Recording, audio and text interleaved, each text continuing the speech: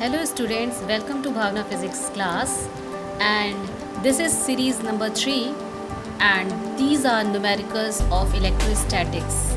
As I have done 6 numericals earlier related to electrostatics for class 12th, so from today I will start numerical number 7. This is N7, okay, and the statement is given on your screen and the answers corresponding to that questions are also given.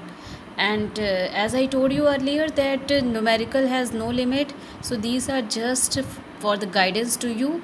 There are so many questions which are given in different reference and textbook. You can sort out that questions, okay, and see my previous video, because there I have told you different method for solving numericals, okay. So first of all, make your mind clear and then start numerical. So here the first step I told you what, that is reading. So first of all, you must have to read the numerical. Reading is important. Second step is what, that imagine. You have to imagine the numerical statement and you can draw the picture accordingly. Third one is apply the concept. So concept, which concept is applied here, that means whether it is related to Gauss theorem or potential or capacitor, so you must apply the concept. And the next step is formula. Next is the calculation. तो ये step अगर आप follow करोगे तो numerical obviously पहले slow practice होगी, लेकिन I am sure कि जब आप इन मेथड्स को अप्लाई करना शुरू कर दोगे तो आपकी स्पीड भी इंक्रीज़ हो जाएगी. So let's start with this numerical. It is given in this statement that point charge is kept 5 centimetre directly above the centre of A square. तो square, you will draw one square because you have to draw one 3-dimensional figure. So this one is a square and the side of a square is given as 10 centimeter. This is side, and because the length of one side is 10 centimeter and the charge is placed at 5 centimeter, so from the center position I have taken very small length, and here at the O position the charge Q is placed, okay, here. Now what happens, it is asked in the question, what is the magnitude of electric flux. Flux is asked in this question. Charge value is given in the question, that is 10 microcoulomb and it is positive. तो positive charge electric field lines outward spread करता है. So what will we do, because flux is asked and charges are given, so what is the relation. First of all हमने imagine करके figure draw कर ली है. अब concept कौन सा apply हो रहा है, फ्लक्स के लिए गॉस थ्योरम अप्लाई हो सकती है जिसमें चार्ज भी आता है. तो कॉन्सेप्ट हमें पता चल गया, उस कॉन्सेप्ट के बेसिस पर हम अप्लाई करेंगे फार्मूला. तो गॉस थ्योरम, गॉस लॉ के अकॉर्डिंग्स में फार्मूला होता है phi is equal to E dot D S closed integral is equal to Q by epsilon naught. अब यहाँ पर देखो, आप ई डॉट डी एस की रिक्वायरमेंट ही नहीं है, आपको केवल क्यू और एप्सिलॉन नॉट के बेसिस पे फ्लक्स निकल आएगा. लेकिन गॉस लॉ के स्टेटमेंट में एक बहुत इंपॉर्टेंट फैक्टर है, लिमिटेशन क्या है कि गॉसियन सरफेस एनक्लोज्ड होनी चाहिए. अगर ये चार्ज है तो ये चार्ज के अराउंड जो गॉसियन सरफेस होगी वो एनक्लोज्ड होंगी, and this one is the hypothetical surface, this is Gaussian surface. ये सारा डिटेल में आपको मैंने टॉपिक के टाइम पे एक्सप्लेन किया था. This is Gaussian surface. तो चार्ज इसके अंदर एनक्लोज होना चाहिए, ये कंडीशन है, तभी ये फार्मूला अप्लाई होता है. अदरवाइज़ ये फार्मूला आप अप्लाई नहीं कर सकते हो. तो आपने करना क्या है, क्योंकि ये स्क्वायर तो इस चार्ज को एनक्लोज नहीं कर रहा है, तो स्क्वायर से जो भी क्लोज्ड सरफेस बन सकती है वो क्लोज्ड सरफेस होती है क्यूब. तो हम इस स्क्वायर से बनाएंगे एक क्यूब, ओके.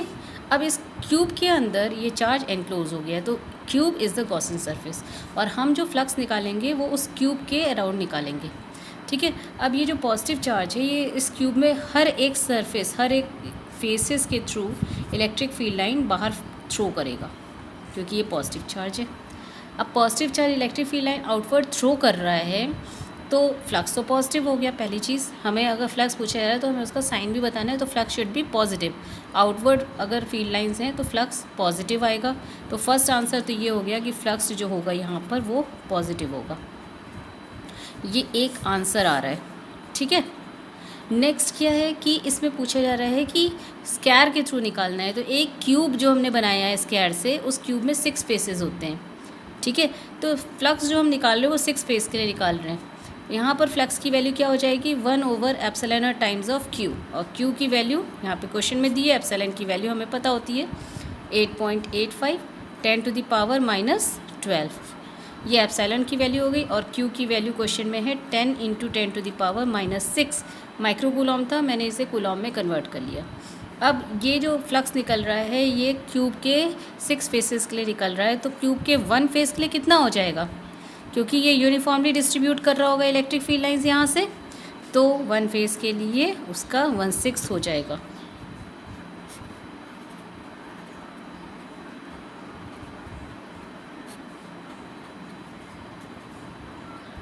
-6, ये -5 हो गया।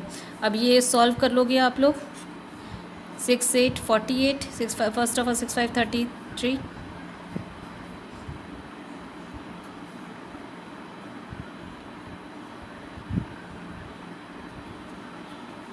so it is approximately this one, okay। now इसमें जो है अगर आप वैल्यू देखो तो ये आपका, मैं इसको अप्रॉक्सीमेटली 53 ले लेती हूँ, और ये 100 यहाँ से निकाल लेती हूँ। 100 डिवाइडेड बाई 53 10⁻5, मैंने इसमें से 100 निकाल लिया है। आंसर अप्रॉक्सीमेशन में 2 के अराउंड आ जाएगा। 52 100 होता है, तो 2 के अराउंड आंसर आ जाएगा इसमें, क्योंकि हमने यहाँ पे रफ़ लिमिट ले ली थी। ये जो मल्टीप्लिकेशन करके किया है उसमें रफ़ लिमिट ली है, आंसर भी अप्रॉक्सीमेशन में आ रहा है, और फिज़िक्स में आंसर अप्रॉक्सीमेशंस में आते हैं, तो no need to worry about it. Answer should be matched with the question response, that is answer is given here, that is 2.2 10⁵ microcoulomb, and here it is approximately 2 × 10⁵ Weber. So this is the method to solve these kind of numerical। Close surface में कोई भी close surface दी जा सकती है। अगर एक rectangle दिया हुआ है तो उसको एनक्लोज करने के लिए आप एक क्यूबाइड बना लोगे, ठीक है। तो क्लोज सरफेस तो आप किसी भी तरीके से निकाल सकते हो। अगर आपका पॉइंट चार्ज दिया हुआ है तो उसके अराउंड आप स्फेरिकल क्लोज सरफेस बना लोगे, and in this way you can solve this kind of numerical, okay. So this is very important one, and I hope it will be clear to you. Is given an oil drop having 12 excess electron is held stationary under a uniform field। अब field आ गई, सबसे पहले तो data देखते जाओ। Small drops हैं oil की, 12 access एक स्मॉल ड्रॉप है जिसमें 12 एक्सेस इलेक्ट्रॉन है, तो चार्ज जो होगा वो 12 एक्सेस इलेक्ट्रॉन के कॉरस्पॉन्डिंग में ही होगा। तो 12 ऑफ ई ये चार्ज हो गया, और विद माइनस साइन, ठीक है। So that is -12 × 1.6 × 10⁻−19 coulomb. This much is charge. Is held stationary under a uniform field of electric field दी हुई है 2.55 10⁴ volt per metre. The density of oil drop, oil है इसलिए उसकी डेंसिटी दी हुई है question में 10⁻। अब यहाँ पे पावर क्यों लगानी पड़ रही है, क्योंकि ग्राम पर सेंटीमीटर क्यूब में है आंसर, तो 10⁻³ फॉर किलोग्राम एंड -6, तो आपका आंसर आ जाएगा +3, that is kilogram per metre cube. Radius of drop निकालनी है, R = क्वेश्चन मार्क। अब ये तो डेटा दिए हुए हैं, ठीक है। अब इन डेटा के अकॉर्डिंग्स में देखो कहा क्या गया है कि ये एक इलेक्ट्रिक फील्ड में ये रखा हुआ है इलेक्ट्रॉन, 12 इलेक्ट्रॉन्स हैं। अब ये इलेक्ट्रॉन्स जो हैं वो नीचे की साइड में, 12 इलेक्ट्रॉन्स जो होंगे वो नीचे की साइड में, इनका वेट होगा, ठीक है, that is weight = m × g। तो this is held stationary, obviously एक डाउनवर्ड फोर्स लग रहा है, तो स्टेशनरी इस इलेक्ट्रॉन को स्टेशनरी 12 इलेक्ट्रॉन्स को स्टेशनरी रहने के लिए फोर्स किस साइड लग रहा होगा, अपवर्ड। तो इलेक्ट्रिक फील्ड लाइंस का डायरेक्शन क्या होगा, दैट इज़ हियर अगर पिक्चर इमेजिन करो तो उसकी यही पिक्चर आएगी, electric field is in this direction, तो अप्लाइड फोर्स किधर हो जाएगा, इसी डायरेक्शन में हो जाएगा। तो इलेक्ट्रिकल फोर्स अपवर्ड है और ग्रेविटेशनल फोर्स जो है आपका नीचे के साइड में वर्क कर रहा है, तो नेट फोर्स इस पर ज़ीरो हो जाएगा, तो ये स्टेशनरी हो जाएगा जो क्वेश्चन में लिखा हुआ है, it is held stationary under a uniform electric field. तो सिचुएशन के अकॉर्डिंग्स में इसको स्टेशनरी बनाने के लिए कंडीशन हो जाती है कि electrical force is equal to weight of the drops. Now electrical force की वैल्यू कितनी हो जाएगी, Q into force is equal to this much. अब फॉर्मूला अप्लाई कर रहे हो आप यहाँ पर, F इज इक्वल टू क्या होता है, Q into E is equal to F by Q, basic formula है। और मास ये वेट कितना हो जाएगा, M into G. Now mass को, क्योंकि हमें रेडियस निकालनी है, ऑयल ड्रॉप है, drop is approximately spherical in shape, तो ड्रॉप के लिए वॉल्यूम, मास तो हमें क्वेश्चन में दिया ही नहीं हुआ है, तो वॉल्यूम इंटू डेंसिटी इंटू जी हमने रख दिया, ठीक है। अब वॉल्यूम हम यहाँ पर कितना रख देंगे, 4/3 पाई आर क्यूब, ये ड्रॉप का वॉल्यूम हो गया। 12 ड्रॉप्स दी हुई हैं तो हमें मल्टीप्लाइड बाई, ये एक ड्रॉप का वॉल्यूम है, इसमें estimate the radius of drop पूछा जा रहा है, ठीक है। और इसमें ऑयल ड्रॉप है जिसमें 12 एक्सिस इलेक्ट्रॉन है, ठीक है। तो ऑयल ड्रॉप एक ही ड्रॉप है और उसमें 12 इलेक्ट्रॉन्स है, तो हमें फिर इसमें टोटल चार्ज जो निकला है और वॉल्यूम जो हम निकाल रहे हैं उसके कोरस्पॉन्डेंस में रेडियस तो हम पूरी ड्रॉप की निकाल रहे हैं, so that is only the formula 4/3 pi R cube into density is 1.26 into 10⁻³ जो हमने पहले निकाली हुई थी, इंटू जी वैल्यू ये क्वेश्चन में दी हुई है 9.81, दैट इज़ 9.8, ठीक है। तो ये तो हो गया आपका ड्रॉप जिसमें 12 एक्सिस इलेक्ट्रॉन है उसके कोरस्पॉन्डेंस में weight, that is mg। Now Q value कितनी थी, 12 इंटू 1.6 इंटू 10⁻⁻19, ठीक है। और ई की वैल्यू आपकी दी हुई है 2.55 इंटू 10⁻⁴। अब आर आपके लिए निकालना ईजी है, R cube is equal to कितना हो जाएगा, 2.55 इंटू 12 इंटू 1.6 इंटू 10⁻, ये हो गया आपका -8, ये 3 ऊपर जाएगा, 4 नीचे आएगा, पाई वैल्यू इज़ 22/7 एंड 1.26 9.8 10⁻3, ये सारी टर्म्स आ गए। अब आप इस टर्म को जब आप सॉल्व करोगे आर क्यूब के रिगार्डिंग में, तो आपके पास आर का आंसर आ जाएगा, जो भी इसकी कैलकुलेशन करके रिज़ल्ट आ रहा होगा, आप यहाँ पर आर का आंसर उस कैलकुलेशन का 1/3 कर दोगे। और ये आप कर सकते हो, आप एक बार ट्राई कर लेना कि ये आंसर आपका एग्जैक्ट आ रहा है कि नहीं आ रहा है। आंसर मैंने यहाँ पे क्वेश्चन के साथ मेंशन किया हुआ है, तो ये जो आंसर आ रहा होगा ये आपका मीटर में आ रहा होगा, जिसको आप मिलीमीटर या सेंटीमीटर में कन्वर्ट कर सकते हैं। आंसर मिलीमीटर में है तो you can check this answer whether it is coming right or not. Okay, I hope this question is clear to you. The method and concept should be clear कि यहाँ पर stationery अगर condition है तो इस पर नेट फोर्स जो होगा इस ड्रॉप पर, that should be 0. Okay students, so come to numerical number 9. Okay, here again I am telling this is the numerical based on electrostatic, and you can see the statement of this numerical. Two isolated metallic solid sphere of radii r and 2r are charged such that both of these have same charge density. I have marked it same charge density, that is sigma. Sigma is known as surface charge density. So these two spheres are now placed far and are connected by thin conducting wire. So find the new charge density on bigger sphere, and this question was asked in IIT 96. Okay, and answer is given on the screen along with the question statement. So let's start with this. First I told you the first step is the imagination. So first of all you have read this numerical, and now according to this question, one small sphere and one big sphere, that radius of this small sphere is r, radius of this one is 2r. Okay, So whenever you see these kind of numericals, so remember the thing that capacitance, you can calculate first thing capacitance, and second thing is the charge Q, and third thing is the potential, common potential. Specific is the common potential. Okay, because whenever two that charge conductor, they are connected with each other, then it is sure that they get the common potential and the charge flow till the limit when they get common potential.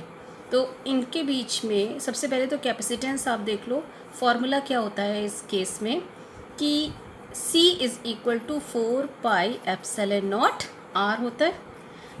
ठीक है, ये basic formula होता है. तो आपके इस question के accordings में जो कॉन्सेप्ट अप्लाई हो रहा है वो कैपेसिटेंस का कॉन्सेप्ट अप्लाई हो रहा है और पोटेंशियल, कॉमन पोटेंशियल का कॉन्सेप्ट अप्लाई हो रहा है. अब इस न्यूमेरिकल में सबसे पहले हम कैपेसिटेंस, अगर एक हमने ये स्फीयर ले लिया, दिस इज स्मॉल स्फीयर, इसकी कैलकुलेशन इधर करेंगे, and this one is the bigger sphere, इसकी कैलकुलेशन इस साइड करेंगे. तो C for the small sphere formula अब हमें पता है, आइसोलेटेड. आप मेरा पूरा वीडियो देख सकते हो, पुराना वीडियो, उसमें सारे के सारे डेटाज दिए हुए हैं कि किस तरीके से ये फार्मूला आए हैं, डेरिवेशंस गिवन है. तो स्मॉल स्फीयर के लिए हो जाएगा 4πε0 R, और बिगर स्फीयर के लिए C की value, this is C small and this is C bigger. So this is 4πε0 2R. Obviously capacitance इसकी ज़्यादा है, कैपेसिटेंस ज़्यादा है तो चार्ज का स्टोरेज ज़्यादा है. So we will calculate all this term because it is asked in the question कि न्यू चार्ज डेंसिटी हमें कैलकुलेट करनी है. तो अब हम चार्जेस देख लें. Charge over the small sphere that is equal to sigma into surface area. Okay, that is 4πr². Sigma question में दिया हुआ है, sigma is what, it is surface charge density. वो क्वेश्चन में दिया है, दोनों के लिए सेम है. तो स्मॉल स्फीयर के लिए भी अगर हम सिग्मा रख रहे हैं चार्ज के फॉर्मूले के बेसिस पे, आपको पता है कि sigma surface charge density is equal to charge per unit surface area. तो सरफेस एरिया डिवाइड हो रहा है, इधर जा कर के क्या हो जाएगा, अगर हम चार्ज निकाल रहे हैं तो मल्टीप्लाई हो जाएगा. And here for the bigger sphere Q B that is equal to sigma, same रहेगा, क्वेश्चन में गिवन है. यहाँ आप क्वेश्चन देखो, क्वेश्चन में ये दिया हुआ है same surface charge density. So sigma is same and this is 4π2R whole square. इसको कैलकुलेट कर लो, then you will get it as 4π तो एज सच रहने दो, सिग्मा एज सच, और ये आ जाएगा 4R². यानी ये इस वाले फॉर्मूले का आपका क्या आ रहा है, 4 टाइम्स आ जा रहा है. बाकी सारे टर्म्स सेम है, 4 टाइम्स आ जा रहे हैं. ओके, तो ये आपने निकाल लिया है.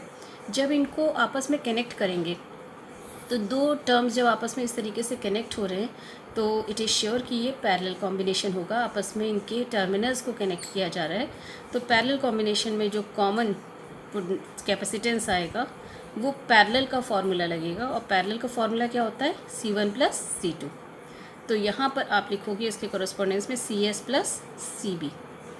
सो CS + CB आप टोटल निकाल लो, this is CT, that is total capacitance of both the sphere. तो टोटल कैपेसिटेंस कितना हो जाएगा, CS + CB 4πε0, ये टर्म्स देखते जाओ, R + 2R that is 3R, ये हो जाएगा. उसके बाद आपका टोटल चार्ज कितना हो जाएगा, दैट इज़ QS + QB. ये सब हम क्यों कर रहे हैं, क्योंकि हमें निकालना है कॉमन पोटेंशियल. तो QS + QB, ये इन दोनों को आप ऐड अप कर दोगे तो ऐड करने पर क्या होगा, 4π सिग्मा, ये कॉमन टर्म है, R² + 4R² that is 5R². तो 5 तो आ गया, that is 4π sigma R². Is it clear, 4 + 1, बाकी सारी टर्म आपने कॉमन ले ली तो it is coming as 5. Now common potential हमने निकाल लिया, common potential that is equal to, ये फॉर्मूला ध्यान रखना है आपने, टोटल चार्ज, कॉमन पोटेंशियल क्या होगा, total charge divided by total capacitance. ठीक है, तो जब इनको आपस में कनेक्ट कर दिया गया तो ये एक कॉमन पोटेंशियल पर आ जाएंगे. क्यों आ जाएंगे, क्योंकि चार्ज का ट्रांसफ़र हो रहा होगा. तो वो पहले हमने टोटल चार्ज निकाल लिया और टोटल कैपेसिटेंस निकाल लिया. और फिर हमने क्या करना है कि इनको वैल्यू को पुट कर देना, एक वैल्यू ये है, एक वैल्यू ये है, आप इसको पुट कर दोगे तो 5 into that is 4 pi sigma R square divided by this is 3 into 4 pi epsilon naught R. ये टर्म्स आ जाएंगे, जो टर्म्स कैंसिल हो सकते हैं आप कैंसिल कर दो and you are getting the term 5 pi 3 sigma R divided by epsilon naught. तो ये टर्म तो आ गया आपका किसके लिए, कॉमन पोटेंशियल के लिए। तो क्वेश्चन क्या पूछा जा रहा है, find the new charge density on the bigger sphere. Charge density क्यों चेंज हो जाएगी, सरफेस एरिया तो सेम है, और चार्ज डेंसिटी का फॉर्मूला क्या होता है, that is charge per unit, what is the formula, charge per unit area. तो बिगर चार्ज के लिए आप रख रहे हो तो वो कितना हो जाना चाहिए कि that is 4 pi 2r whole square, ये हो जाना चाहिए चार्ज डेंसिटी के लिए। तो हमें ये चार्ज डेंसिटी यहाँ पर कैलकुलेट करनी है, ठीक है। तो चार्ज डेंसिटी का फॉर्मूला आप यहाँ पे पुट कर सकते हो। सबसे पहले कॉमन पोटेंशियल जो आ गया है, अब आप क्या करोगे, दैट चार्ज निकाल लो कि इस पर कितना चार्ज आया होगा। तो Q की वैल्यू हो जानी चाहिए यहाँ पर, that Q should be equal to that is C into V. C for the bigger, हम बिगर के लिए निकाल रहे हैं, बिगर स्फीयर का capacitance multiplied by common potential. तो आपका ये कैपेसिटेंस आया था बिगर स्फीयर का, दिस वन, इस वैल्यू को पुट कर दो 4 पाई एप्सिलॉन नॉट 2r, ये आपकी वैल्यू हो गई इसमें। और कॉमन पोटेंशियल कितना है, 5/3 sigma R divided by epsilon naught. As such value अभी रहने दो, इस वैल्यू को आप यहाँ पर पुट करोगे। तो ये वैल्यू आपने यहाँ पर पुट की, then you will get it as 4 pi epsilon naught 2r, ठीक है। उसके बाद आपका 5/3, 5 ऊपर रहेगा, 3 नीचे जाएगा, sigma R divided by epsilon naught, ठीक है। और ये नीचे वाला टर्म आप लिख दोगे तो 4 पाई इंटू 4r स्क्वायर। जो टर्म कैंसिल हो सकते हैं सारे टर्म कैंसिल आप करते जाओगे, 4 पाई कैंसिल हो गया, आर स्क्वायर कैंसिल हो गया, ठीक है। और आपका ये बचा कौन सा टर्म, 4 है, 5 है, 3 है, ये टर्म्स बच गए। तो आंसर आ जाएगा कितना आपका, एक ये 2 भी बचा हुआ है, तो आंसर यहाँ पर आ रहा है 10, 5 2 से 10 सिग्मा डिवाइडेड बाई 3 4 12, ओके। तो 10/12 सिग्मा, तो दैट इज़ इक्वल टू कितना हो जाएगा, 5/6 ऑफ सिग्मा। ये हो गई surface charge density, new surface charge density, और यही आपका आंसर आ रहा था 5/6 of sigma, and that answer you got it here. तो ये क्वेश्चन आईआईटी में पूछा गया था, और इसीलिए पूछा गया था क्योंकि इस क्वेश्चन में आपने कम से कम कितने 3 कॉन्सेप्ट लग रहे हैं। एक आपका कैपेसिटेंस, जो आपको पता होना चाहिए कि आइसोलेटेड स्फेरिकल कंडक्टर के लिए कितना होता है। दूसरा आपका कॉमन पोटेंशियल का कॉन्सेप्ट अप्लाई हो रहा है। थर्ड आपका ये कॉन्सेप्ट अप्लाई हो रहा है कि जो सरफेस चार्ज डेंसिटी है इसको हम अप्लाई करके फॉर्मूले में अप्लाई करके निकालेंगे उस कंडीशन में जबकि कनेक्शन के बाद है, कॉन्टैक्ट के बाद है। So these are the kind of steps, you can note down this step, and whenever this kind of questions numerical may be asked in examination or competitive that examination, then you can first of all you can practice over this trick, okay. So this is the numerical, and I hope it is clear to you, okay. Now come to आप numerical number 10 करेंगे। one more numerical is given here on the same page. The area of, अब हम capacitance के question में आ चुके हैं। मैंने आपको बताया था कि मैं इलेक्ट्रोस्टैटिक के सारे टॉपिक कवर अप करूँगी। आप पुराने वीडियोस में जो मेरे पहले के 2 वीडियोस हैं न्यूमेरिकल सीरीज़ की, you can check that videos, and questions are given related to that previous topic of electrostatic. तो ये 2 यूनिट कवर कर रहा है, और बहुत सारे टॉपिक्स जो मैंने पहले आपको बताए थे वो सारे कवर अप हो रहे हैं इसमें।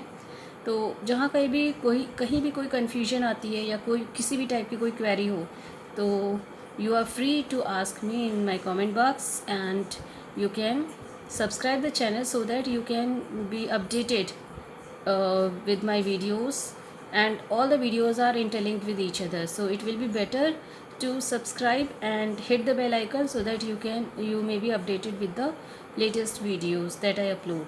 Okay, I'm not in so much hurry because as I told you that move slow in the starting of this class, and I am sure that that depends on your practice. You will gain the speed afterward, but don't be in hurry. Okay, right now don't be in hurry, just practice over each and everything. So here the area of each plate of parallel plate capacitor, area is given. पहले आप data लिख लोगे. कई question होते हैं जो easy होते हैं, आप यहाँ स्पेस देख के समझ गए होगे कि ये क्वेश्चन कंपेरेटिवली इजी है, तो मैंने स्पेस यहाँ पे कम रखा हुआ है. तो एरिया यहाँ पर दिया हुआ है 100 सेंटीमीटर स्क्वायर, और ऑब्वियसली आपको इसको चेंज करना पड़ेगा. That is 100 10⁻⁻4 metre square. आपने सेंटीमीटर को मीटर में कन्वर्ट कर दिया. And intensity of electric field between the two plates, electric field given है यहाँ पर 100 newton per coulomb. What is the charge on each plate, आपको चार्ज निकालना है. तो आपने यहाँ पर डेटा लिख दिया. अब ये न्यूमेरिकल ऐसा है जिसमें आप इमेजिनेशन तो करोगे नहीं, क्योंकि किसी टाइप की कोई फिगर ऐसी ड्रॉ नहीं होनी है. तो आपका जो पहला स्टेप था रीडिंग आपने कर ली, सेकेंड स्टेप था इमेजिनेशन. यहाँ पे ऐसी ऐसी कोई रिक्वायरमेंट नहीं है. And third step is what, to apply the formula. तो कॉन्सेप्ट से आपको पहले थर्ड स्टेप कॉन्सेप्ट है, तो कॉन्सेप्ट से आपको ये पता चल गया होगा कि इसमें आपको कौन सा फार्मूला अप्लाई करना है. पैरेलल प्लेट कैपेसिटर पहले दिया हुआ है, तो पैरेलल प्लेट कैपेसिटर के लिए आप फार्मूला अप्लाई करते हो ε0A/d. तो श्योर है कि ये फार्मूला तो अप्लाई होना है. ठीक है, उसके बाद आपसे चार्ज पूछा जा रहा है, तो ऐसा कौन सा रिलेशन है जो चार्ज और कैपेसिटर को जोड़ता है. तो Q = होता है C/V. तो आपको चार्ज यहाँ पे मिल जाएगा. इस C की वैल्यू को यहाँ पर पुट कर दो आप, ε0A/d × V. अब हमारे क्वेश्चन में तो यहाँ पर क्या दिया हुआ है, इलेक्ट्रिक फील्ड दिया हुआ है, और हम यहाँ इस फॉर्मूले में V आ रहा है, तो ऑब्वियसली आप इन दोनों को लिंक करके E निकाल सकते हो.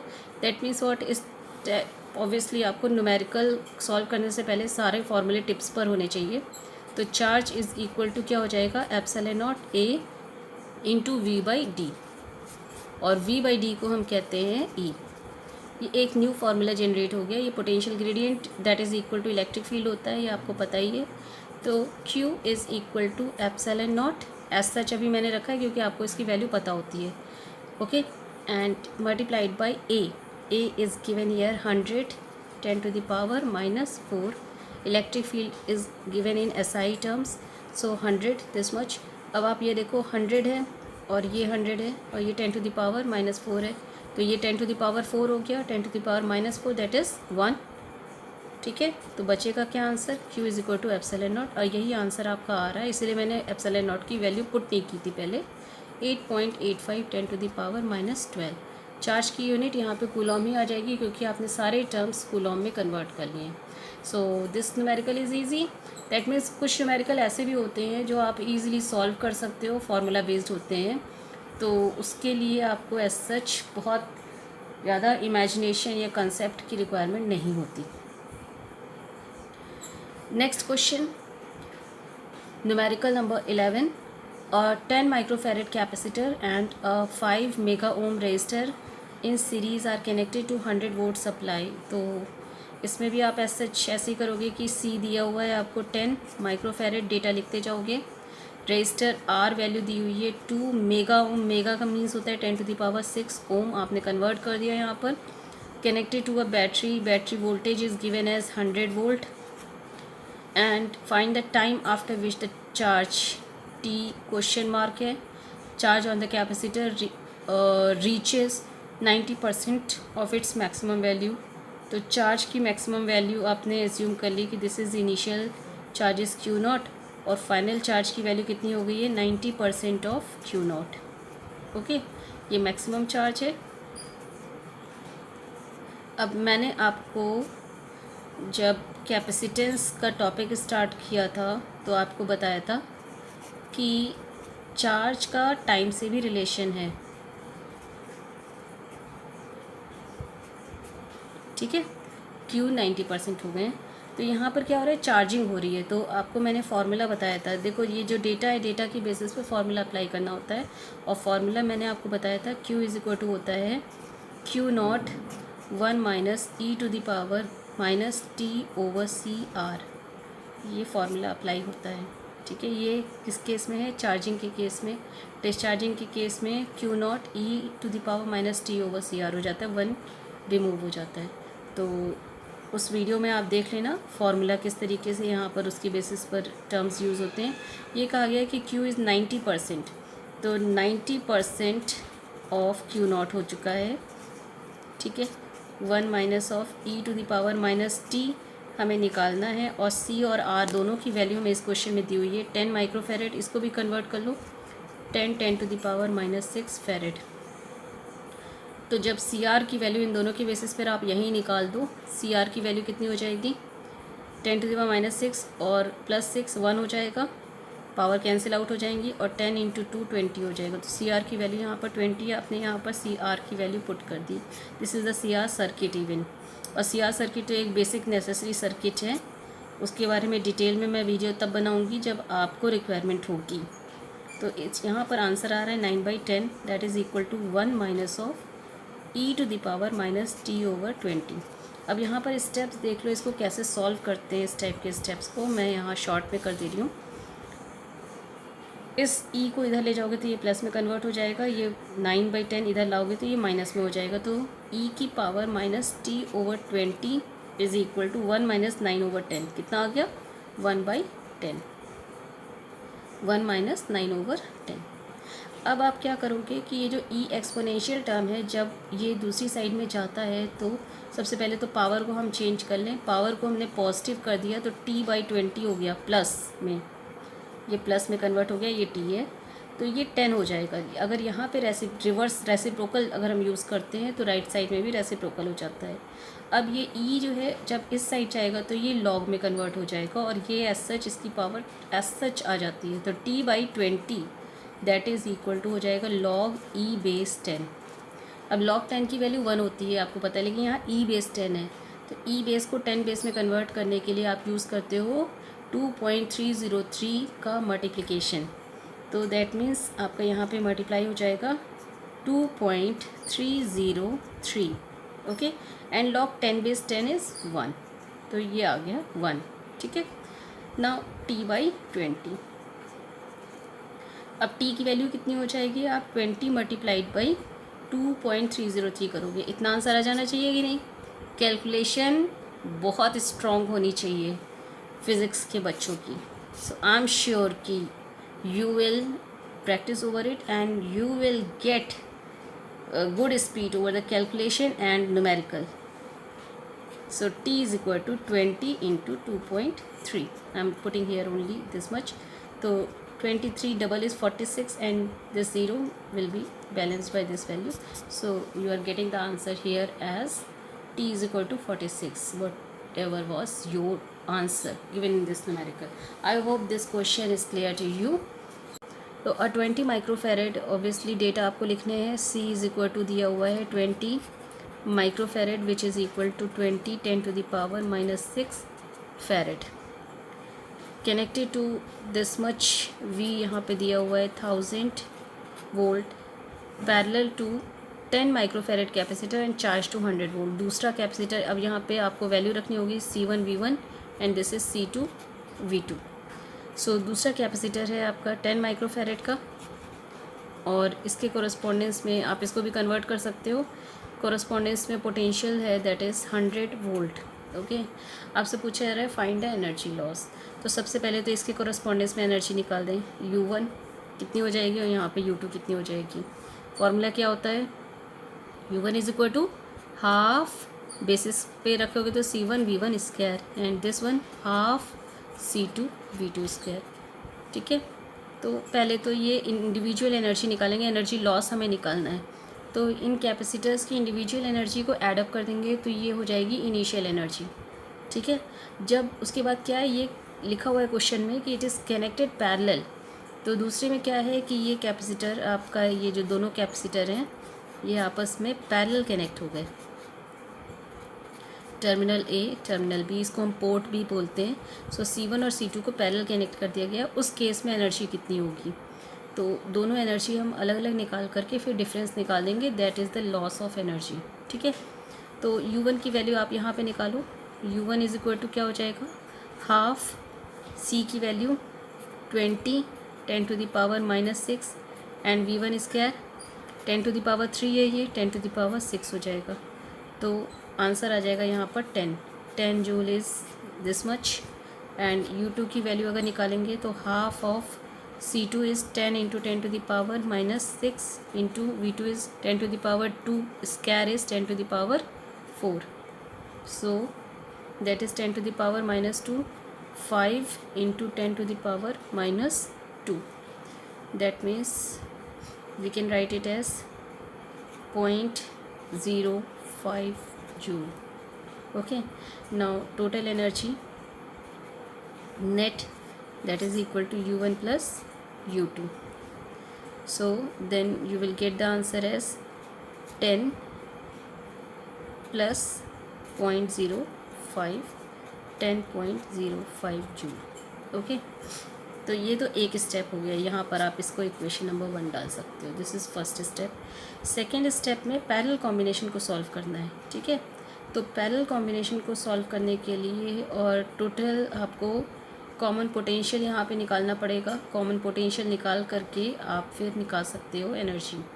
ठीक है, पैरेलल का सी, क्योंकि आपके लिए अब मैं यहाँ पर साइड में बताती हूँ हिंट में क्या हो रहा होगा कि आपको अगर नेट एनर्जी नेक्स्ट केस में निकालनी तो क्या होना चाहिए, हाफ ऑफ CV स्क्वायर होनी चाहिए। ठीक है ना, तो हाफ ऑफ CV स्क्वायर जो होगी वो कॉमन पोटेंशियल के फॉर्म में और कैपेसिटेंस के फॉर्म में आएगा। अगर आप फार्मूला अप्लाई करते हो half of Q square over that is C, अगर आप ये फार्मूला अप्लाई करते हो तो इस फार्मूले में देखो तो आपका इसमें भी C की वैल्यू आपको पैरेलल कॉम्बिनेशन की निकालनी होगी और आपको चार्ज निकालना होगा, इनके इंडिविजुअल चार्जेस। ठीक है, उसके बाद क्या है, अगर आप निकालते हो फार्मूला हाफ ऑफ QV, ये फार्मूला अप्लाई करते हो तो इस केस में भी क्या होगा, ये तीनों फार्मूले एनर्जी के हैं। इस केस में भी आपको कॉमन पोटेंशियल चाहिए और चार्ज चाहिए। तो जो भी आपको इजी लगे, आप इस फॉर्मूले को भी यूज़ कर सकते हो और इधर इस फॉर्मूले को भी यूज़ कर सकते हो। तो जो आपको इजी लगे वो आप यहाँ पर अप्लाई कर दो। तो मुझे लगता है कि मैं कॉमन पोटेंशियल निकालूँ, तो इसलिए मैं यहाँ पर common potential निकालूँगी।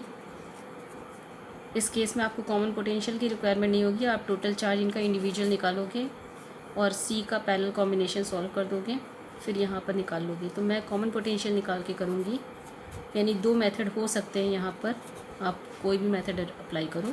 So V is equal to क्या हो जाएगा, total charge divided by total capacitance, यही कॉमन पोटेंशियल होता है, कैपेसिटेंस।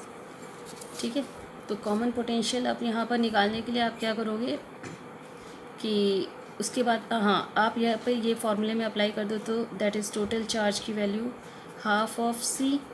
ठीक है, और कॉमन पोटेंशियल का फॉर्मूला जो आपने यहाँ पे पुट किया total charge that is Q1 plus Q2 divided by total capacitance. इस पैरेलल कॉम्बिनेशन में कैपेसिटेंस कितना होना चाहिए, C1 प्लस C2, तो यहाँ पर आ जाएगा और यहाँ पर भी होना चाहिए C1 plus C2। This much whole square, V square है ये, दिस मच होल स्क्वायर। आपका फॉर्मूला यहाँ पर क्या हो जा रहा है, हाफ, एक C कैंसिल हो जाएगा, क्या आ जाएगा Q1 plus Q2 divided by C1 plus C2। Ultimately हम इसी फॉर्मूले में पहुँच गए हैं, तो ईजी हो जा रहा है कंपेरेटिवली, इसलिए चलिए बेटर है। अब यहाँ पर हाफ Q1 की वैल्यू क्या होनी चाहिए, C1 V1। ठीक है, Q2 की value C2 V2, this much whole square divided by C1 plus C2। Half C1 V1, this much C1 and V1। तो अगर आप इसको निकालोगे तो कितना आ जाएगा, 10⁻³ है इन दोनों से। ठीक है, 10⁻³ एंड दिस इज़ 20, तो आ जाएगा आपका 20 × 10⁻³ ओके, ये हो गया C1 V1। उसके बाद आप C2 V2 करोगे तो यहाँ पर है C2 V2, so you will get it as 10⁻, यहाँ पर क्या था आपका 10 × 10⁻⁻6 फैरेड। तो आपका यहाँ पर आ जाएगा 10⁻³ अगर आप कर रहे हो इन दोनों से तो यहाँ पे 1 आना चाहिए, तो that means 1 × 10⁻³ this much whole square divided by C1 + C2, तो आपका है 20 और 10 तो हो गया 30 10⁻⁻6। आपको यूज़ करने हैं SI यूनिट हाफ, ठीक है।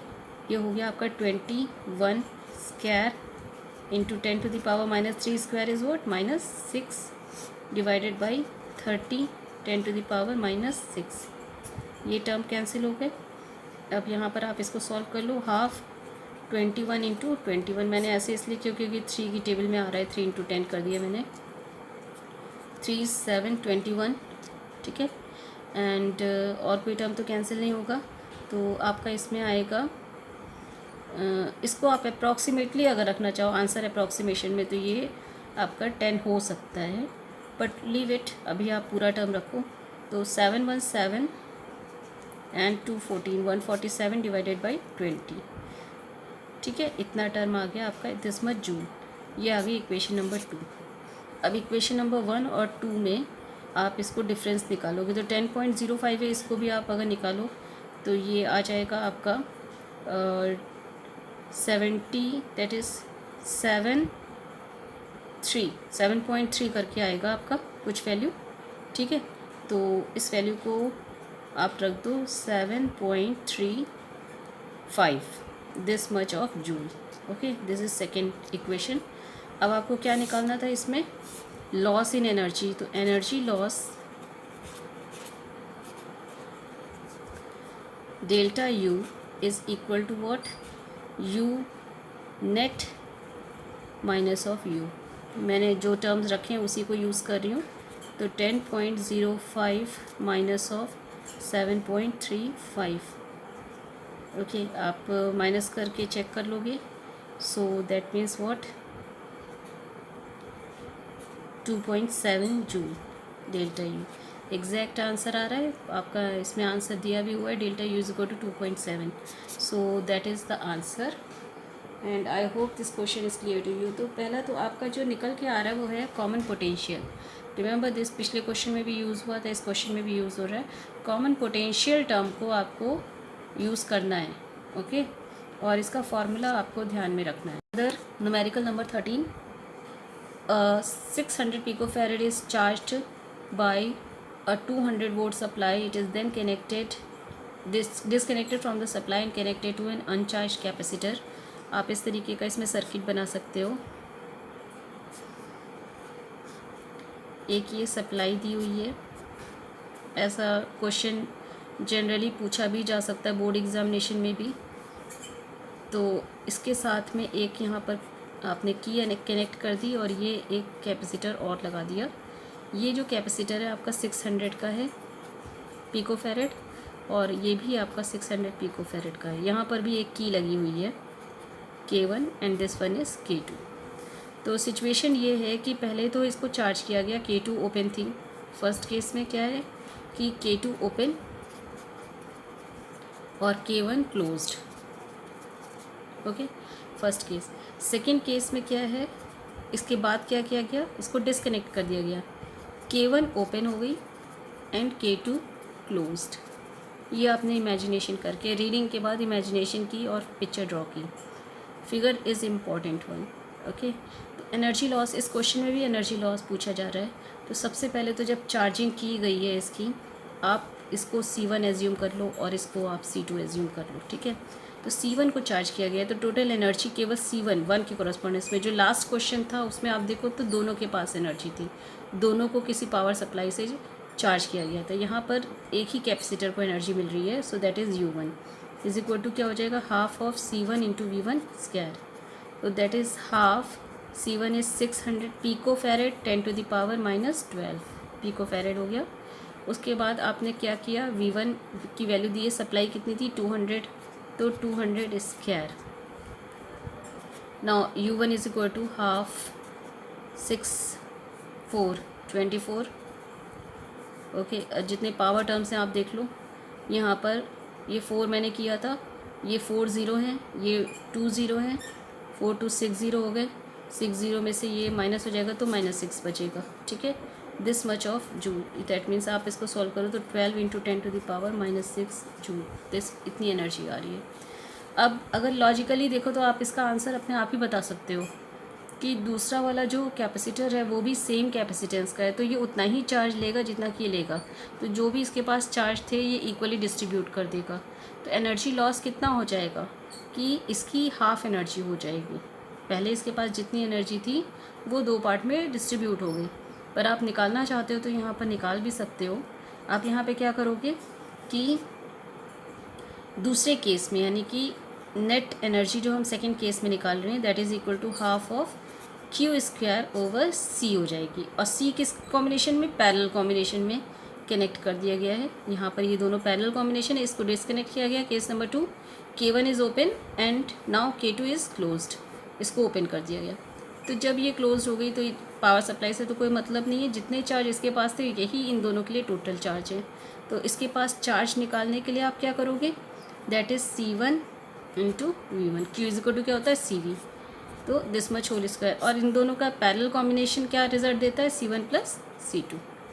तो ये एनर्जी नेक्स्ट केस में हो जाएगी। आप यहाँ पे निकालो तो C1 V1 that is 600 × 200 10⁻⁻12 whole square divided by C1 + C2, 600 600 1200 10⁻⁻12। Okay, now you can solve this value। तो 600 6 2 12 12 स्क्वायर इज़ 144। ओके, ज़ीरोज़ ले लो तो 4 0 ये हो गए। 4 0 का मतलब हुआ कि 8 ज़ीरोज़ 10⁻8 एंड दिस इज़ 10⁻⁻12 × 10⁻⁻12, इसकी भी स्क्वायरिंग हो रही है, डिवाइडेड बाई 1200 10⁻⁻12। तो ये कैंसिल हो जाएंगे। मैंने इसीलिए इसको स्क्वायरिंग के बाद ऐसे ऐडअप नहीं कहते, कैंसिल करने के लिए। नाउ अब आप यहाँ पे टर्म्स देख लो तो आपका ये 8 है तो ये -4 हो गया। ओके, एंड ये एक ज़ीरो यहाँ पर है तो -4, ये जब ऊपर जाएगा तो माइनस में आ जाएगा, तो ये 10⁻⁻6 हो गया। पावर सारी आपने एक साथ कैलकुलेट कर ली। दिस इज़ -4, दिस इज़ +2, ऊपर जाने पर -2, that is -6। Now 144 divided by 12, तो that is answer here is what, 12। So 12 × 10⁻⁻6 and 1/2 is here, ये रह गया था टर्म हाफ, ठीक है। आप देखो हाफ था, यहाँ पर भी हाफ आएगा, तो ये टर्म आ गया 6 × 10⁻⁻6 जूल। एक इक्वेशन आपकी ये हो गई, दूसरी इक्वेशन ये हो गई। आपसे पूछा जा रहा था क्वेश्चन में इलेक्ट्रोस्टैटिक एनर्जी लॉस कितना है, तो ΔU कितना हो जाएगा, initial energy minus of final energy after combination. So initial energy is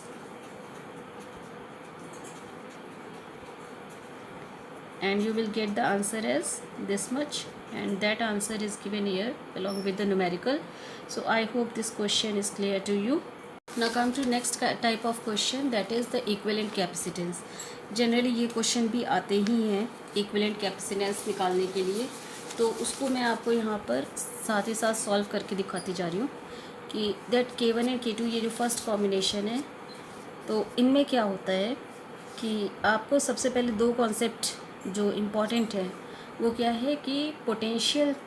आप देखो तो कैपेसिटर्स में क्या क्या चीज़ें होती हैं, एक तो पोटेंशियल होता है और एक कॉरस्पॉन्डिंग चार्जेस का डिस्ट्रीब्यूशन होता है। तो जहाँ पर चार्ज डिस्ट्रीब्यूट हो गए, ठीक है, जहाँ पर चार्ज दो पार्ट में डिस्ट्रीब्यूट हो गए वो पैरेलल कॉम्बिनेशन हो गया। जहाँ पर चार्ज लीनियरली फ्लो कर रहे हैं वहाँ पर सीरीज़ कॉम्बिनेशन है। मैंने आपको ये चीज़ बताई थी, अगर ये एक पोर्ट है ए, यहाँ पर डिस्ट्रीब्यूशन हो रहा है, कैपेसिटर ऐसे लगे हैं, तो ऑब्वियसली ये पैरेलल कॉम्बिनेशन है। और अगर कैपेसिटर ऐसे लगे होंगे तो ये सीरीज़ कॉम्बिनेशन है। क्यों, देखो एक ही टर्मिनल से कनेक्ट है तो यहाँ डिस्ट्रीब्यूशन में प्लस प्लस आएगा, और ये माइनस, सेकेंड टर्मिनल माइनस में है अगर, तो क्या हो जाएगा, दूसरी प्लेट माइनस माइनस। तो पैरेलल कॉम्बिनेशन वो होता है जिसमें प्लस प्लस प्लेट आपस में कनेक्टेड हो और माइनस माइनस प्लेट आपस में कनेक्टेड हो। जबकि सीरीज़ कॉम्बिनेशन कौन सा होता है, जहाँ पर एक टर्मिनल से जाएंगे तो ये प्लस है फिर यहाँ पे सेकेंड प्लेट में ऑब्वियसली माइनस आएगा, फिर नेक्स्ट प्लेट में फिर से प्लस आ जाएगा एंड इसमें माइनस आएगा। क्यों? क्योंकि ये जो सेकंड प्लेट है इसका भी एक प्लेट कहाँ से कनेक्टेड है, ये सोर्स के उस टर्मिनल से कनेक्टेड है जहाँ पर पॉजिटिविटी है, तो ऑब्वियसली इन पर भी प्लस आ जाएगा। तो अगर एक प्लेट का माइनस और दूसरी प्लेट का प्लस कनेक्ट है तो ये सीरीज़ कॉम्बिनेशन है। तो आप सीरीज़ और पैरेलल को प्लेट्स की पोलैरिटी से फाइंड आउट करते हो, ठीक है, पहली चीज़। और इसके बाद क्या है कि चार्जेस, इसको हम इसी तरीके से करेंगे कि अगर यहाँ पे क्यू चार्ज आ रहे थे तो वो क्यू चार्ज दो पार्ट में डिस्ट्रीब्यूट हो गए, Q1 एंड Q2 में, जबकि यहाँ पर अगर क्यू चार्ज आ रहे थे तो ये चार्ज डिस्ट्रीब्यूट नहीं होंगे, सेम चार्ज जो है वो दोनों कैपेसिटर में डिस्ट्रीब्यूट होंगे। So that is why this is series combination and this one is parallel combination. Remember the formula is just reverse reciprocal to the formula of resistor. यहाँ पे ये पैरेलल कॉम्बिनेशन में C parallel is equal to क्या हो जाता है, C1 plus C2, while C series में हो जाता है 1/C1 plus 1/C2 is equal to 1/C। So ये आपको बेसिक टर्म्स है जो हमेशा ध्यान रखने हैं। और दूसरा आपका पोटेंशियल का कॉन्सेप्ट, ये जो दो कॉन्सेप्ट अप्लाई होते हैं इनको आपको यूज़ करना है इक्विवेलेंट कैपेसिटेंस निकालने में। तो let's come to the first part of this equivalent capacitance numerical. यहाँ पर ये ऐसी फिगर अगर बनी है तो सबसे पहले तो डाइलेक्ट्रिक है यहाँ पर, ठीक है, पोर्ट है ये, दीज आर द टर्मिनल, ये कैपेसिटर की प्लेट्स है। डाइलेक्ट्रिक पूरा फिलअप किया हुआ है, ऐसा नहीं है फिगर में, अगर आपको लग रहा है कि ये थोड़ा सा फिलअप है तो मैं यहाँ पर इसको कंप्लीट कर दूँगी, ठीक है, ये पूरा डाइलेक्ट्रिक फिलअप है। ओके, तो जब चार्ज, ये एक पोर्ट है, ये दूसरा पोर्ट है, अब आप करते कैसे हो, एक पोर्ट को आप पॉजिटिव टर्मिनल बना लोगे, दूसरे पोर्ट को नेगेटिव टर्मिनल बना लोगे। चार्जेस यहाँ से आए, क्यू चार्ज आ रहा है तो क्यू चार्ज का कुछ पोर्शन इन दोनों में डिस्ट्रीब्यूट होगा, ठीक है। ये डिपेंड करता है कि किसका डाइलेक्ट्रिक कांस्टेंट जो ग्रेटर है उसके अकॉर्डिंग्स में चार्ज का डिस्ट्रीब्यूशन होगा। तो डाइलेक्ट्रिक कांस्टेंट यहाँ पर अलग अलग है, यानी यहाँ डिस्ट्रीब्यूशन हो रहा है, जहाँ पर चार्ज डिस्ट्रीब्यूट हो गए वो पैरेलल कॉम्बिनेशन हो जाता है, that I told you. So here आपको सबसे पहले तो ये फार्मूला पुट करना है कि फार्मूला होता है C that is equal to epsilon naught KA divided by D with dielectric. ऐसा इसमें नहीं है कि ये कम्प्लीटली फिल्ड नहीं है, कम्प्लीटली फिल्ड डाइलेक्ट्रिक है इसलिए KA डिवाइडेड बाई D आ रहा है। अगर विड्थ होती, इसकी कुछ थिकनेस होती तो उसके बेसिस पे फॉर्मूला हो जाता है epsilon naught KA divided by D minus T plus T by K, वो फॉर्मूला आप यूज़ कर लेते, ठीक है। लेकिन यहाँ पे फुली फिल्ड है इसलिए KA डिवाइडेड बाई D। अब C1 की वैल्यू कितनी हो जाएगी, इस डाइलेक्ट्रिक के रिस्पेक्ट में रखोगे तो epsilon not K1A, area same है प्लेट एरिया, तो डाइलेक्ट्रिक का एरिया भी उतना ही है, divided by D is the thickness, know that area is what A by 2। यहाँ पर एरिया देखो क्या है कि ये जो प्लेट एरिया है इस प्लेट की इस लेंथ के कॉरस्पॉन्डेंस में हम देख रहे हैं, ऐसा इस तरीके का एरिया है, ठीक है। तो एरिया क्या हो रहा है, एरिया दो पार्ट में डिवाइड हो रहा है, जबकि जो प्लेट डिस्टेंस है वो दोनों में सेम है। तो अगर प्लेट एरिया डिवाइड हो रहा है दो पार्ट में, A बाई 2 हो जाएगा एक कैपेसिटेंस के रिस्पेक्ट में जब हम K1 डाइलेक्ट्रिक पुट कर रहे हैं, और प्लेट डिस्टेंस सेम रहेगी। And similarly C2 is equal to क्या हो जाएगा, epsilon naught K2A divided by 2 divided by D। तो ये C1 और C2 हमारे पास दो कैपेसिटेंस आ गए on the basis of dielectric. अब ये डाइलेक्ट्रिक का कैसा कॉम्बिनेशन है ये हमें देखना है। ये पैरेलल कॉम्बिनेशन है क्योंकि यहाँ पे चार डिस्ट्रीब्यूट हो रहे हैं, सो we will put the parallel combination formula that is C1 plus C2. okay, now we will put the value, जो कॉमन टर्म है आप इन दोनों में से निकाल लो, epsilon naught A divided by D, और 2 भी साथ में आ जाएगा, K1 प्लस K2। तो ये आपका इक्विवेलेंट कैपेसिटेंस आ गया, दैट मीन्स फर्स्ट केस का result. Got it. Now come to next case, case number 2। यहाँ पर जो डाइलेक्ट्रिक है वो किस तरीके से डिस्ट्रीब्यूट हो रहा है, टर्मिनल सबसे पहले पहचानना रिक्वायर्ड है। टर्मिनल के प्लेट डिस्टेंस, यहाँ पर जो प्लेट डिस्टेंस है उसको दो पार्ट में डिवाइड कर दे रहा है, एक डाइलेक्ट्रिक ऊपर की साइड फिलअप है, दूसरा डाइलेक्ट्रिक नीचे की साइड फिलअप है। ओके, तो dielectric is K1 and K2, it is given in the question. अब यहाँ पर देखो तो डाइलेक्ट्रिक में सबसे पहले चार्ज का डिस्ट्रीब्यूशन देख ले टर्मिनल के बेसिस पे। ये पॉजिटिव चार्ज है, यहाँ से चार्ज आ रहा होगा, पॉजिटिव टर्मिनल है, यहाँ से चार्ज आ रहा होगा तो ये कहाँ फर्स्ट डायलेक्ट्रिक से होता हुआ फिर नेक्स्ट डायलेक्ट्रिक में आएगा, यानी ये चार्ज का डिस्ट्रीब्यूशन यहाँ नहीं हुआ है, चार्ज लीनियरली फ्लो कर रहा है। यहाँ पे नेगेटिव टर्मिनल है, जब लीनियरली फ्लो कर रहा है तो इसका मतलब कि ये सीरीज़ कॉम्बिनेशन हुआ। फर्स्ट थिंग, चार्ज के डिस्ट्रीब्यूशन से आपने चेक कर लिया that it is series combination. And अब आपको इंडिविजुअल कैपेसिटेंस निकालना है on the basis of dielectrics. C1 निकालोगे K1 के रिस्पेक्ट में और C2 निकालोगे K2 के रिस्पेक्ट में। सो C1 इज इक्वल टू क्या हो जाएगा, एप्सिलॉन नॉट K1। एरिया देखो सेम है, पूरा डायलेक्ट्रिक पूरे प्लेट एरिया में कवर अप हो रहा है। ऐसे ये प्लेट पूरा अगर 3 डायमेंशनल स्पेस में बनेगा तो इस तरीके से आएगा। तो ये जो डायलेक्ट्रिक है पूरे एरिया को कवर कर रहा है, प्लेट के एरिया को।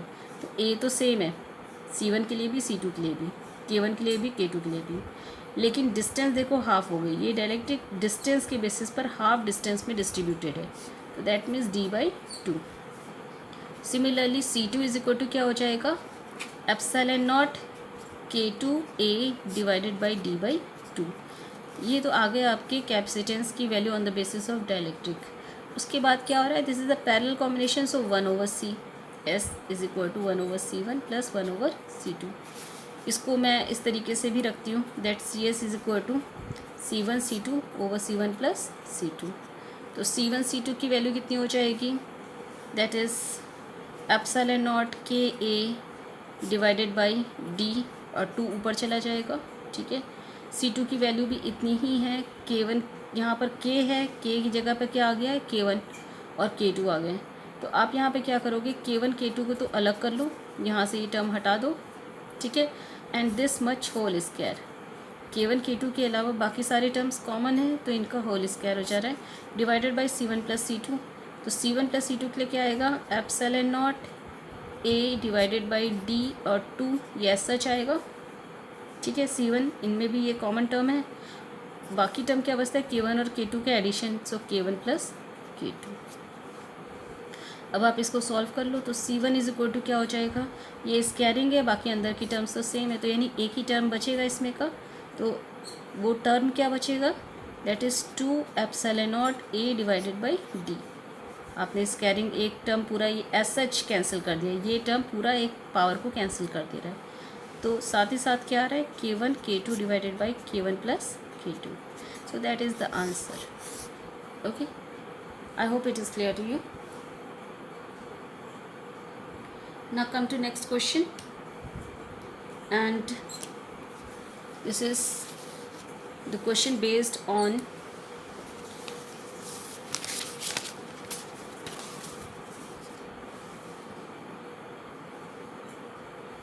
this combination. You can see it is one terminal make it positive, another terminal make it negative.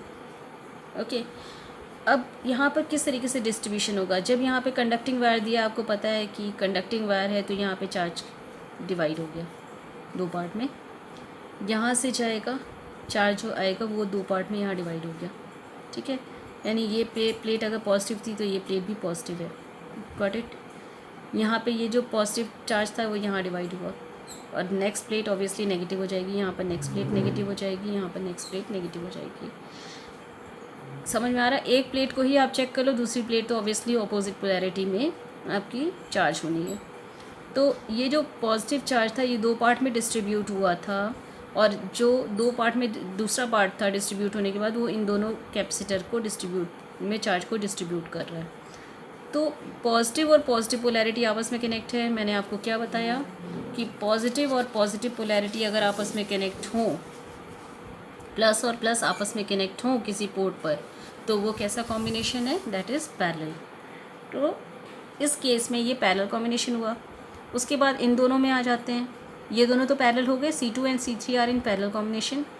C1 पे आ जाते हैं, तो C1 का देखो तो ये पॉजिटिव पोलैरिटी और इधर से ये और नेगेटिव आपस में कनेक्ट है, दैट मीन्स ये भी आपका क्या हो जाएगा कि ये पैरेलल कॉम्बिनेशन हो गया। तो C1 C2 C3 ये सारे के सारे पैरेलल कॉम्बिनेशन में कनेक्ट हैं।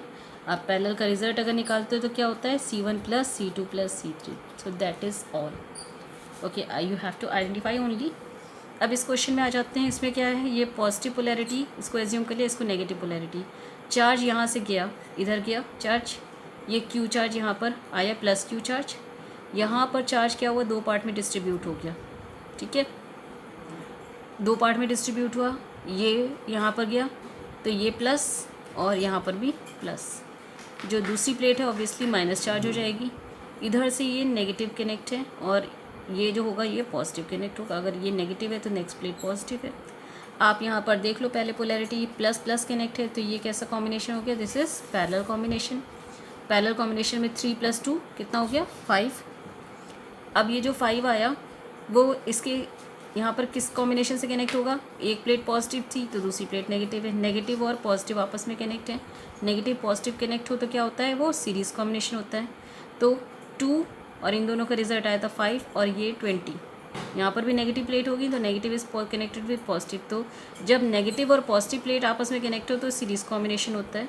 तो दैट मीन्स 2 और इन दोनों का जो रिजल्ट आया था 5 और ये रिजल्ट 20, ये तीनों के तीनों किस में कनेक्ट हो गए, सीरीज़ में। तो सीरीज़ का रिजल्ट क्या होता है, CS। अगर 3 कैपेसिटर हो तो फॉर्मूला हो जाता है C1 C2 C3 over C1 C2 plus C2 C3 plus C3 C1। आप ये वैल्यूज़ पुट कर दो, रिजल्ट आ जाएगा 5 to 10, 10 into 20, ठीक है, divided by 5 to 10, 5 into 20 100 and 20 into 2 40। Solve कर लेंगे तो this is 200 divided by 150, you will get the answer as 4 divided by 3। This is the result farad. Unit नहीं भूलनी है, आंसर जो भी निकल के आ रहा हो। नेक्स्ट क्वेश्चन, आप इस क्वेश्चन को देखो, यहाँ पर ये positive polarity negative polarity, positive polarity distribute हो रही है इधर 2 पार्ट में ऐसे जा रही है, ये पॉजिटिव टर्मिनल हो गया, ये नेगेटिव है, ये यहाँ से पॉजिटिव पोलैरिटी कनेक्ट है, ठीक है, तो यहाँ पर ये क्या हो जाएगी पॉजिटिव और ये हो जाएगा नेगेटिव। नेगेटिव नेगेटिव आपस में कनेक्ट है तो ये कैसा हो जाना चाहिए, parallel combination. Negative plates connect हैं, आपको सिर्फ एक ही प्लेट को भी चेक कर लो तभी आपको पता चल जाएगा क्या कौन सा कॉम्बिनेशन है।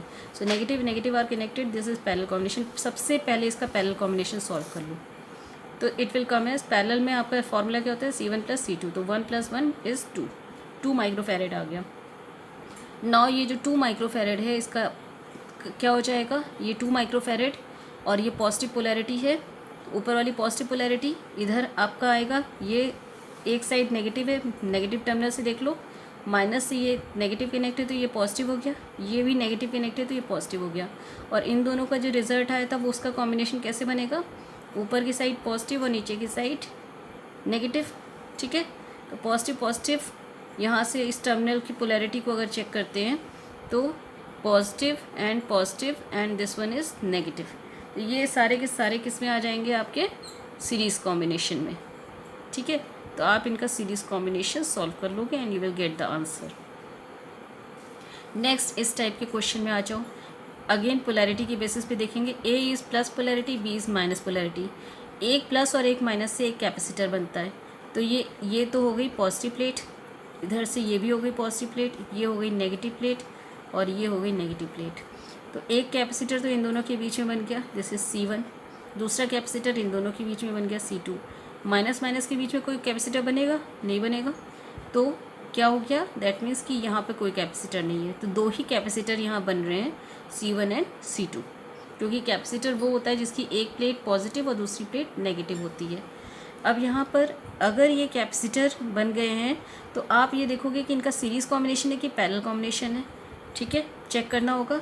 तो आप ये देखो कि कैपेसिटर की जो C1 कैपेसिटर है उसकी नेगेटिव प्लेट और C2 की नेगेटिव प्लेट आपस में कनेक्ट है, और C1 की पॉजिटिव प्लेट और C2 की पॉजिटिव प्लेट आपस में कनेक्ट है। तो कैसा कॉम्बिनेशन हुआ, ये आपको बताया था, अगर प्लस प्लस प्लेट कनेक्ट है, माइनस माइनस प्लेट कनेक्ट है तो it is parallel combination. So this result will come as C1 + C2, got it. अब फिर से इस क्वेश्चन में आ जाते हैं, ये क्वेश्चन बोर्ड में पूछा गया है, ये इसलिए मैंने आपको ये क्वेश्चन बताया है। कॉम्बिनेशन में इक्विवेलेंट कैपेसिटेंस में 1 terminal is positive charge, second terminal is negative charge. Positive के कोरस्पॉन्डेंस में जितनी भी प्लेट है वो प्लस चार्ज हो जाएंगी, तो ये फर्स्ट प्लेट प्लस चार्ज, ये प्लस चार्ज। नेगेटिव के कोरस्पॉन्डेंस में ये माइनस चार्ज, ये माइनस चार्ज। अब यहाँ पे कितने कैपेसिटर बन रहे हैं, एक माइनस एक प्लस से एक कैपेसिटर बना, एक प्लस एक माइनस से दूसरा कैपेसिटर बना, एक माइनस एक प्लस से तीसरा कैपेसिटर बना, यानी यहाँ पे 3 कैपेसिटर बन रहे हैं। ठीक है, अब ये जो 3 कैपेसिटर बन रहे हैं इनके देखो कि कैसा कॉम्बिनेशन है। तो जो C1 कैपेसिटर है उसकी नेगेटिव प्लेट और C3 कैपेसिटर की नेगेटिव प्लेट आपस में कनेक्टेड है, ये नेगेटिव नेगेटिव। ठीक है, तो ऑब्वियसली कि ये तो C1 और C3 तो पैरेलल कॉम्बिनेशन में हो गए, नेगेटिव नेगेटिव आपस में कनेक्टेड। अब C3 के देखते हैं, C3 की जो पॉजिटिव प्लेट है और C2 की जो पॉजिटिव प्लेट है ये आपस में कनेक्ट है। तो पॉजिटिव और पॉजिटिव कनेक्ट होने का मतलब है कि ये पैरेलल कॉम्बिनेशन हो गया। अगर ये पैरेलल कॉम्बिनेशन है, ये C1 और C3 आपस में पैरेलल कॉम्बिनेशन में थे और C2 और C3 ये आपस में पैरेलल कॉम्बिनेशन में है, तो मीन्स क्या हुआ कि ये तीनों के तीनों आपस में पैरेलल कॉम्बिनेशन में, रिजल्ट क्या आ जाना चाहिए, C1 plus C2 plus C3। यहाँ पर 3 कैपेसिटर फॉर्म हो रहे हैं। तो इम्पॉर्टेंस इज़ दिस वन कि यहाँ 3 कैपेसिटर है और तीनों पैरेलल में। इस केस में 2 कैपेसिटर बन रहे हैं और दोनों पैरेलल में हैं। तो आई hope this kind of question you may solve now. Practice over the questions and you may ask if you have any query.